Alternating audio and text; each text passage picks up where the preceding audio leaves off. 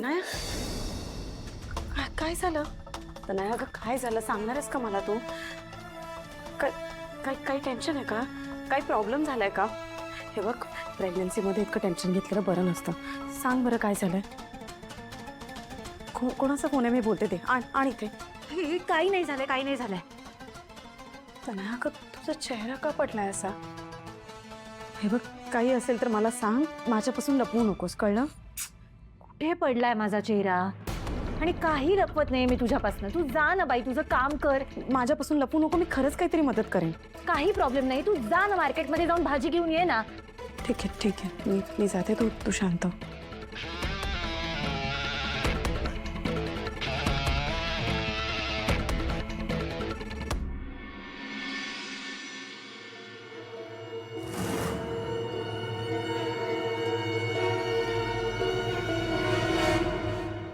Hello Tanaya.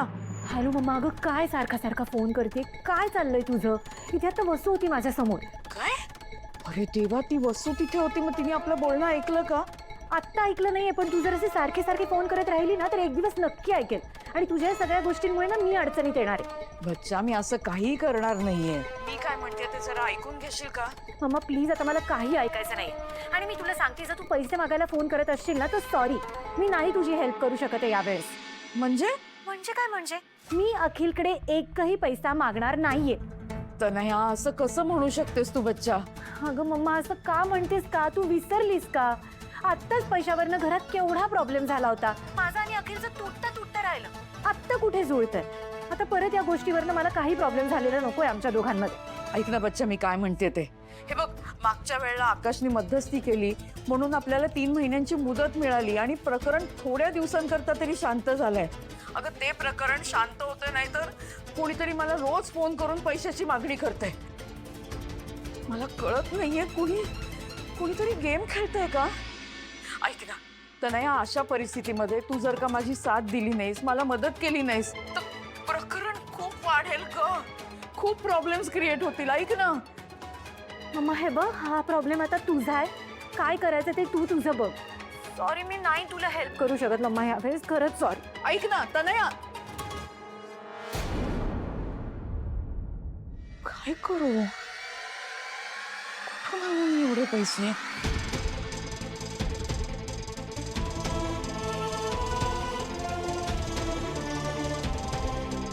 आल्या गेल्याची, पशुपक्ष्यांची, भूताप्रताची, गुराढोराची, आतल्या बाहेरच्याची, तांत्रिक मांत्रिकाची आणि मुख्य म्हणजे वसुंधरेची दृष्ट लागली असेल तर ती जळून जाऊ दे ग बाई.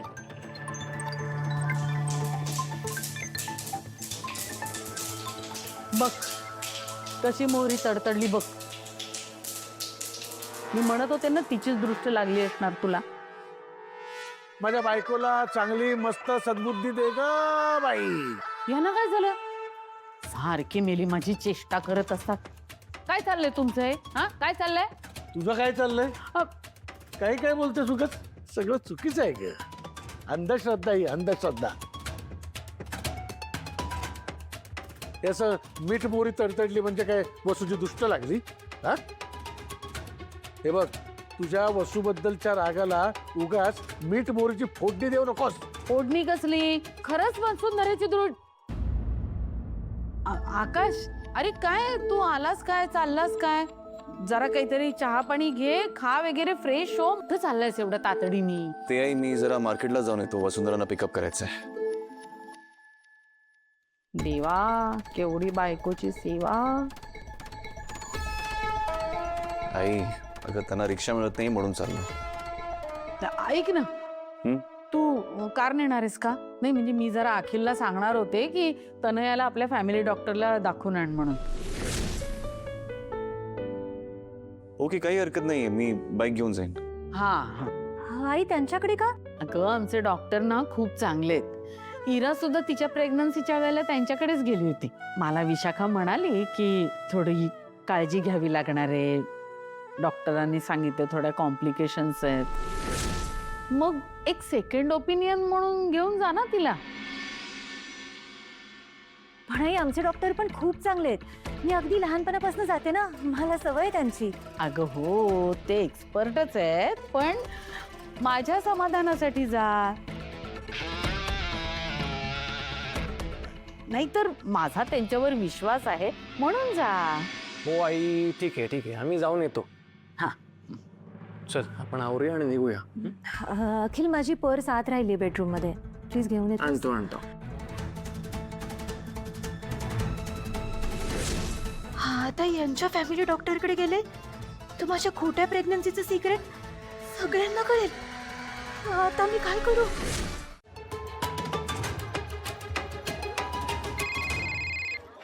अहो, आबनी वहिनींचा व्हिडिओ कॉल आहे. हाय. आई बाबा कुठे आहात तुम्ही? आम्ही न ते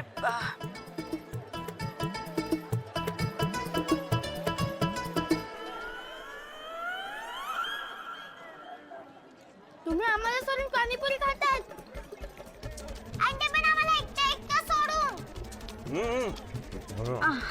आम्ही बोलणार नाही तुमच्याशी.